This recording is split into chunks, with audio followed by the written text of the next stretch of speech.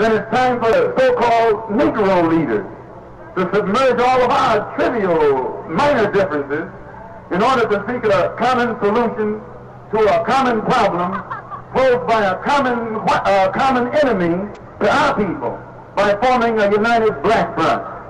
If the American government, which is a white government, and the Russian government, which is a white government, can get together and form a united white front, and that's all they form, a united white front, then it is time for you and me, time for us, to forget our little differences and in some way try to find how we can form a united black front. When you see the white man forming a united white front, he's forming that front against a common enemy, an enemy that's a common enemy to them. And that enemy is not considered by them as white. Likewise with us. When you see you and I getting together, it is because we have begun to realize that we have a common enemy. And the only time we'll be able to come together with a common objective and a common goal is when we first develop a common motive. And that motive is best developed by recognizing the common enemy. And that common enemy is the white man. I say that common enemy is the white man. The white man is your enemy, whether you are a Baptist, whether you are a Methodist, whether you are a Episcopalian, or whether you're a Muslim, or whether you're a Mason, or whether you're an elf.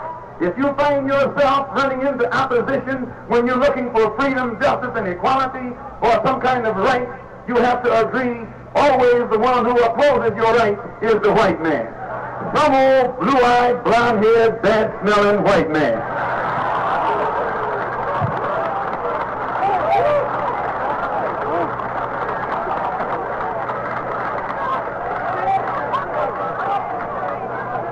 And he doesn't like you any better than he likes me. Some of you are dumb enough to think that he makes a distinction, that he makes a difference, but in his eyesight, there's no difference. When he puts his club upside your head, he doesn't care whether you're a Baptist, a Methodist, but he does want to know whether or not you're a Muslim. Because he knows if you're a Baptist or a Methodist, you're going to turn the other cheek. You're going to try and love your enemy. You're going to pray for them that despitefully use you. So he's not worried about you. But he knows if you're a Muslim, you're not going to turn the other cheek. If you pray for him and pray that God kills him, or God helps you to kill him, that's the only kind of prayer you pray.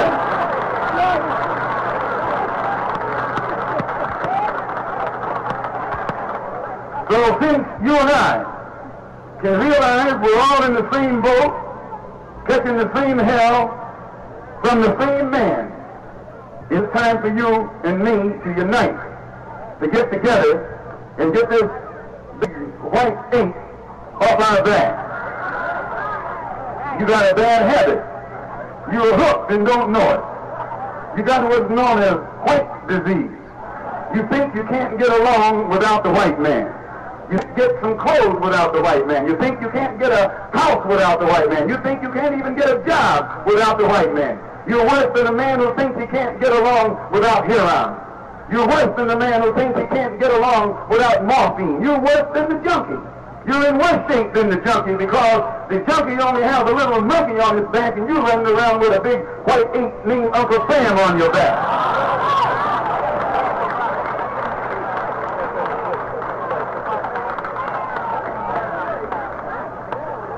So I wrote a letter inviting Dr. King and Dr. Bunch and the others to come out to this unity rally. I have a card here from Dr. King's secretary saying, "Dear Mr. X, Dr. King is out of the city at this time and will be away for about 2 weeks. Your letter of recent date will be brought to his attention for reply immediately on his return to Atlanta. We are happy to hear from Dr. King." Also, we had another reply from James Farmer, who said, "Dear Minister Malcolm, thank you very much for your kind invitation to participate in the rally you are sponsoring Saturday, August the 10th. We are in wholehearted agreement with your views that Negroes struggling for equal rights must not allow themselves to be divided. I deeply regret that a previous commitment forces me to be in Los Angeles on that day, and it will, therefore, be impossible for me to address your rally. Please express to the gathered throng the determination of CORE and myself to continue the fight for freedom in our country. We're glad to hear from Dr. James Farmer, who's busy out in Los Angeles fighting the blue-eyed white man. That's who he's fighting. Also, we got a letter in reply from Dr. Ralph Bunch, or rather from his secretary. Dear Malcolm X, in the absence of Mr. Bunch, who was in Europe, I acknowledge the receipt of your letter of August the 1st, inviting him to attend the Muslim rally on Saturday, August the 10th, at 116th Street and Lenox Avenue, New York. Unhappily, Mr. Bunch will not be able to attend the rally, since he is not due back in New York until the end of this month. Your letter will, of course, be placed before him at that time. We're happy to hear from Dr. Bunch's secretary. We're sorry that he's tied up in business abroad while there's so much urgent business here in this country. And we do think that if he can settle differences between the opposing factions in the Middle East and in the Congo, he should be able to mediate down in Mississippi or Alabama or maybe here in New York City between you and some of these northern crackers.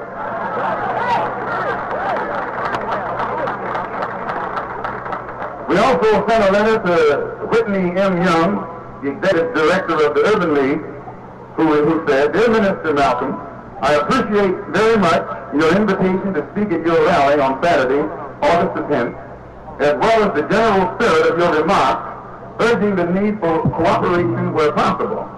I deeply regret that a commitment made several months ago will find me out of the city on that date and therefore unable to participate in the rally. All of them busy. Made me feel like that man Jesus was talking about who set a dinner and invited all the big shots, the lawyers and the doctors and what have you. And they all sent him back a message and said, well, the lawyer said he had a client, the doctor had a patient, the real estate man had too much property. They were all too busy to attend that feast. So Jesus said to the man, well, go out in the alley, in the highway and in the byway and get those people. They're not too busy. They don't have any job, don't have too much home, and they're not hooked up to the white man, and they don't have to ask his permission if he can come. So they always come out.